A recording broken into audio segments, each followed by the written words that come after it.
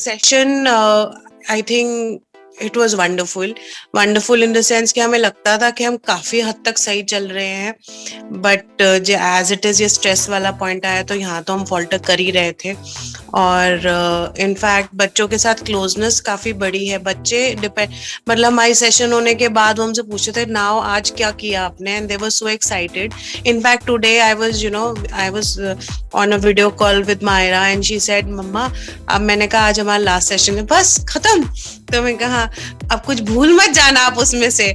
सो मतलब imagine kids ने, मतलब वो नेचुरली उन्होंने हमारे अंदर वो चेंज नोट किया कि दे वांट कि ये कंटिन्यूड रहे, और अब शी फेल्ट दैट कि अब इसको भूल मत जाना and all that. So I think bonding काफी बेटर हुई, अच्छी थी और बेटर हुई। First of all a very big thank you to परवरिश।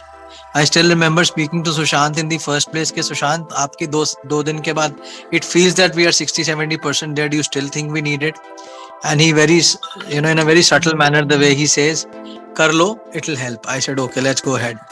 So first, yes, it certainly helped. You were a surprise package in the beginning, very honestly, कि लगा कि भाई टिकट तो हमने X मूवी की खरीदी थी और Y सामने आ गई है. However, it really went well.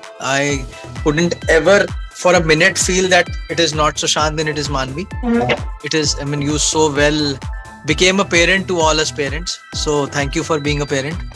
तो मतलब एक किस्म से मतलब मानवी is our new parent in a way. मैं तो उसको ऐसे ही सोचने लग गया. For everything I thought यार मानवी से पूछ लेंगे कैसे करना है.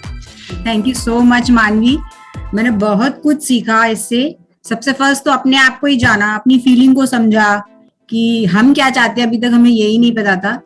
फिर बच्चों के लिए एक पोलाइट फ्रेम हुआ कि हाँ हम क्या क्या पता चला, क्या क्या मिस्टेक कर रहे थे उनके साथ बात करने में, उनके साथ शेयर करने में, उनको टैकल करने में, कहाँ कहाँ पे हम लैग कर रहे थे. तो अभी तो ये कहना चाहिए कि अब पेरेंटिंग का पी सीख लिया है, अब उसको फॉलो कर करके पूरा पेरेंटिंग सीखना है.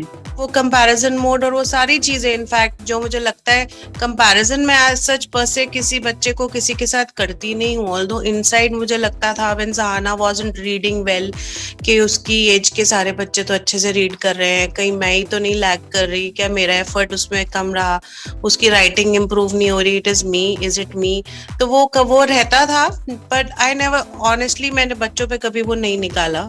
मैंने हमेशा उनको मोटिवेट ही किया था. बट हाँ, इंटरनली मेरे साथ इश्यूज आए हैं. So I will be working on that is today's takeaway. So and thank you for giving us this small love it family. कैसे सबके बीच में अपनापन बनता गया. We kept sharing things which were so very personal. I mean, I think after me, Priya, I mean, something which was really personal to a handful of people is now open to the family that it is in the group. So thank you everyone, and without taking names, everybody pitched in with some or the other cues.